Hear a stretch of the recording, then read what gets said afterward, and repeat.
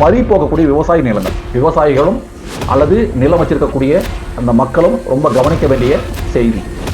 சொந்த நாட்டிலே அகதிகளாக, கூலி தொழிலாளர்களாக இந்த மாஃபியாக்களோட நலன்களுக்காகவும் அவங்க கொழுத்து தின்னுவதற்குமான ஒரு முன்னேற்பாடு தான் பேரூராட்சிகளை விரிவாக்கம் பண்றோம், நகராட்சிகளை விரிவாக்கம் பண்றோம், மாநகராட்சிகளாக விரிவாக்கம் பண்றோம் அப்படிங்கிற இந்த பூச்சாண்டித்தனம் எல்லாம். பறி போகக்கூடிய விவசாய நிலங்கள் இது ரொம்ப முக்கியமான விஷயம். இந்த ஊராட்சிகளை நகராட்சியோட சேர்த்துறது, ஊராட்சிகளை பேரூராட்சியோட சேர்க்கறது, பேரூராட்சி நகராட்சிகளை மாத்துறது, மாநகராட்சி மாத்திரம் இருக்குல்ல, இது என்ன ஆகும் அப்படின்னா நகர உட்கட்டமைப்புகள் கார்பரேட் மயம், அது மட்டும் இல்லாம நகர விரிவாக்கம் மூலம் விவசாய நிலங்களை கையகப்படுத்தும் நோக்கம் திமுக அரசுக்கு இருக்கு. விவசாயிகளும் அல்லது நிலம் வச்சிருக்கக்கூடிய அந்த மக்களும் ரொம்ப கவனிக்க வேண்டிய செய்தி. சென்னை போன்ற பெருநகரங்களில் உள்ள டைட்டல் பூங்கா போன்ற தகவல் நுட்ப நிறுவனங்களுக்காக கட்டமைப்புகளை 2 to 3 தரவரிசையில் உள்ள சேலம், தூத்துக்குடி, தஞ்சாவூர், விழுப்புரம் இது போல மாவட்டங்கள்ல அந்த பகுதிகளில் அடிப்படையில் சிறிய டைட்டில் பூங்காக்களை நியோ டைட்டில் பார்க் அப்படின்ற ஒரு திட்டம் இல்ல, நியோ டைட்டில் பார்க் உருவாக்க திட்டமிட்டு நடைமுறைப்படுத்தியே வருது. அது ஒன்றும் அந்த திட்டம் மட்டும் போடல, திட்டம் போட்டு நடைமுறைப்படுத்தியே. அப்போ இந்த அரசு சேலம் மாநகராட்சியில இந்த கருப்பூர், சேலம் மாநகராட்சியிலையும் கருப்பூர், அந்த தூத்துக்குடி, திருச்சி மாவட்டங்கள்ல நியோ டைட்டில் பூங்காக்கள் உருவாக்கப்பட்டிருக்கு. அது நம்ம பாக்குறோம். அவங்க கேட்ட வேற ஒன்று சொல்லுவாங்க, இது வந்து நகரமா ஆக்க போறோம், அந்த குடிசைகளை இல்லாம ஆக்க போறோம். இதை தவிர ராணிப்பேட்டையிலையும் தூத்துக்குடி மின்சார வாகன தயாரிப்புக்கான தொழிற்சாலைகள் என்ன சொல்றது நிறுவப்பட்டிருக்கு. இது எல்லாம் வெறும் முன்னோட்டம் மட்டும்தான். 8 வழிச்சாலை, பாரத் மாலா, சாகர் மாலா துறைமுகங்கள் விரிவாக்கம், இது பல்வேறு ஒன்றிய அரசு திட்டங்கள் நடைமுறைப்படுத்த காத்திருக்கு. அதற்காக தான் மாநில அரசு இப்படியான ஒரு விஷயங்களை பண்ணிட்டு இருக்கு. அப்ப அதை எதிர்க்கிறாங்கன்னா இது செய்யக்கூடாது. அப்ப இது எதுக்கு செய்யறாங்கன்னா அதுக்கு ஒத்தாக அது செய்யணும்னா இங்க ஒரு கட்டமைப்பு இருக்கணும். அப்ப இந்த கட்டமைப்பு எதுக்குன்னா அதுகளெல்லாம் நடைமுறைப்படுத்துறதுக்கு. இந்த கார்பரேட் நலன்கள்ல இருந்து விரிவாக்கப்படக்கூடிய மாநகராட்சி பகுதிகளில் உள்ள விவசாய நிலங்கள், பொது நிலங்கள் எல்லாத்தையும் கையகப்படுத்தப்படும். அதை பார்த்துக்கங்க, அந்த ஒரு பேர் அபாயம் இருக்கு. பண்ண மாட்டாங்கன்னு நினைக்காதீங்க, கட்டாயமா அதை பண்ணுவாங்க. தமிழ்நாட்டுல தீவிரமா ஆகக்கூடிய நகரமயமாக்கல், அந்த விஷயத்துல விவசாய நிலங்களோட பரப்பளவு ஆண்டுக்கு ஆண்டு சுருங்கிட்டே வருது. இந்த சூழல்ல மாநகராட்சி விரிவாக்கத்தினால நிலங்கள் மதிப்பு உயர்ந்து விவசாயிகளோட நிலங்கள் வீட்டு மனைகளாக மாறிட்டே வருது. அது தீவிரமாய் உணவு உற்பத்தியும் விவசாயம் சார்ந்த துணை தொழில்களும் எல்லாமே பாழாக்கப்படும். பெரும்பான்மை மக்களுக்கு வேலைவாய்ப்பை வழங்குகின்ற வாழ்வாதாரமாக உள்ள இந்த தொழில்கள் பாழாக்கப்பட்டால் இத்தொழிலிருந்து பல லட்சக்கணக்கான மக்கள் புலம்பெயர் தொழிலாளர்களாக துரத்தி அடிக்கப்படுவார்கள். அந்த நிலம், விவசாயத்துக்கான நிலம் இல்லைன்னா அந்த மக்கள் யாரா மாறிடுவாங்க? வேறொரு இடத்துல சொந்த நாட்டிலே அகதிகளாக, கூலி தொழிலாளர்களாக. இது வேலையின்மை திண்டாட்டத்தை வந்து அதிகமாக்கும். கூடவே இது வட மாநில புலம்பெயர் தொழிலாளர்கள் தமிழ்நாட்டில் மூளை முடுக்கல நிறைமுள்ள சூழல்ல சமூக நெருக்கடிகளை தீவிரமாக்கிடும். அவங்க எல்லா இடத்துலயும் இருக்காங்க. இப்ப அந்த வேலைக்கு என்ன பண்ணுவான்? விரட்டி அடிக்கப்படுவான். இப்ப இவனும் போய் அங்க போனான்னா ஒரு பெரிய சமூக நெருக்கடிகள் பண்ணும். அது மட்டும் இல்லாம விவசாய நிலங்களும், பொது நிலங்களும், ஏரி குளங்களும், நீர்வழி பாதைகளும் நகர மயமாக்கத்திற்கு தொடர்ந்து பலியாயிட்டே வருது. குறிப்பா பாதாள சாக்கடை திட்டம்.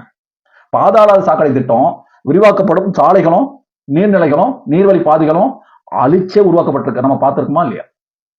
அவன் ஏதோ திட்டம் பண்ணான்னா இதெல்லாம் அழிச்சுட்டு தான் அதை பண்றான். மாற்று ஏற்பாடு கிடையவே கிடையாது. கூடவே மறு காலனியாக்க கொள்கைகள் அமல்படுத்தப்பட்ட 30 ஆண்டு காலத்துல ரியல் எஸ்டேட் மாஃபியாக்கள் புற்றி செயல் போல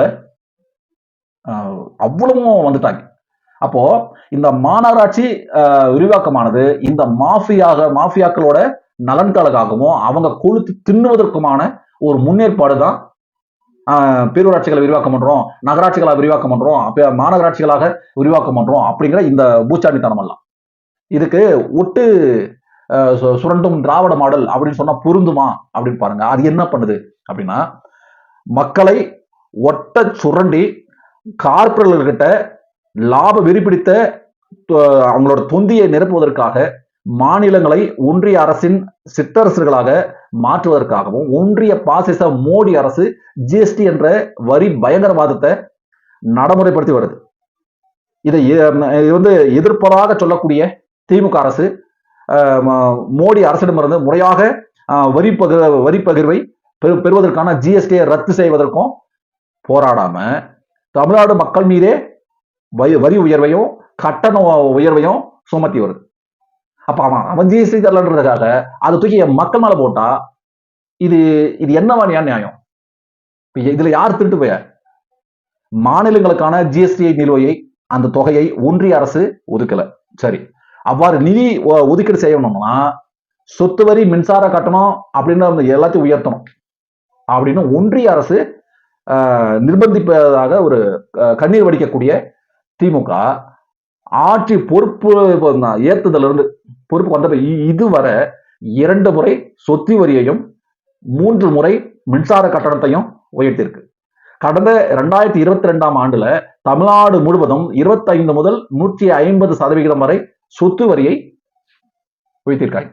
கடந்த 2024 நினைக்கிறேன், 2023 அக்டோபர் மாதம் மாநகராட்சிகள்ல சொத்து வரியை ஆண்டுக்கு 6% உயர்த்துவதற்கான தீர்மானம் மாநகராட்சிகளின் மாமன்ற கூட்டத்துல நிறைவேற்றப்பட்டது.